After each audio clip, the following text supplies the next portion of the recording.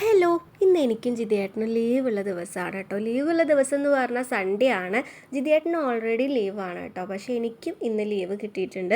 അപ്പോൾ ഞങ്ങളിതാ എവിടേക്കാണ് വന്നേക്കണമെന്നല്ലേ, കലശമലയിലോട്ടാണ് കേട്ടോ. ഇവിടെ നരിമട എന്നൊക്കെ പറയും.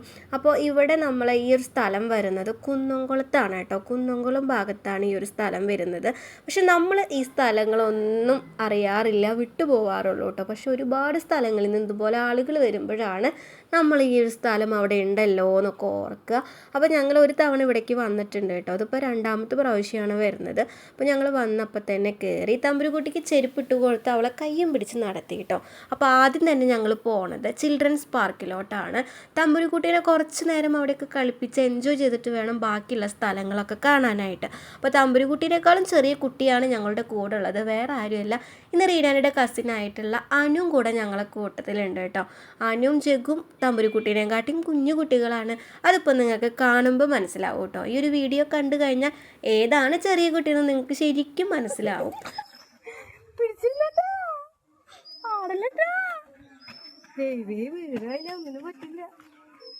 അത് കാട്ടിയാ മതി.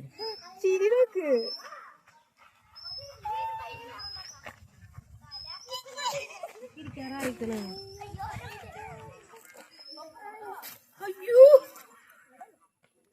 സാരില്ല, അത് കുഴപ്പമില്ല.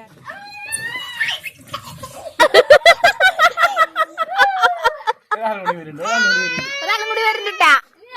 ആ 1 2 അവിടെ ഇരുന്നാ.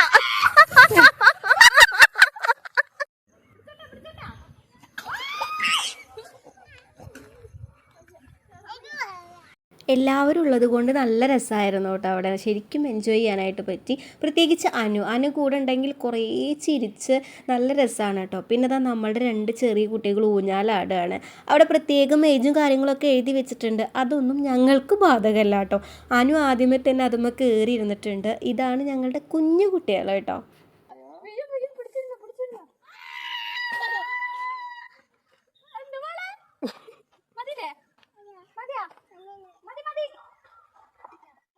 അങ്ങനെ പാർക്കിൽ മാക്സിമം ഞങ്ങൾ എൻജോയ് ചെയ്തതിന് ശേഷം പിന്നെ അത് ഐസ്ക്രീം കഴിക്കാനായിട്ട് വന്നേക്കാണ് കേട്ടോ. അവിടെ തന്നെ ഷോപ്പൊക്കെ ഉണ്ട്. അങ്ങനെ ഐസ്ക്രീമൊക്കെ മേടിച്ചത് തമ്പുരുക്കുട്ടിക്ക് കേട്ടോ. പിന്നെ ഞങ്ങളിത് വൈറ്റ് ചോക്ലേറ്റും മാംഗോ പാറൊക്കെ മേടിച്ചിട്ടുണ്ട്. ഞാനും അനും വൈറ്റ് ചോക്ലേറ്റാണ് കേട്ടോ മേടിച്ചത്. ജഗു ആണെങ്കിൽ ഒരു മാംഗോ പാറാണ് മേടിച്ചത്. അത് കഴിച്ചിരിക്കുമ്പോഴാണ് ഞാൻ ഓടിച്ചെന്ന് അത് മേടിച്ച് ഞാനും 2 കടി കടിച്ചു കേട്ടോ. എനിക്കെന്തായാലും അത് ടേസ്റ്റ് നോക്കണമല്ലോ. അങ്ങനെ അതൊക്കെ കഴിച്ചു. പിന്നെ ഞങ്ങൾ അവിടുത്തെ സ്ഥലങ്ങളൊക്കെ കാണാൻ വേണ്ടി പോവുകയാണ്. നല്ല അടിപൊളിയായിട്ടുള്ള സ്ഥലമാണ് കേട്ടോ. നമ്മൾ അധികം ആരും ഇവിടേക്ക് വരാറില്ല.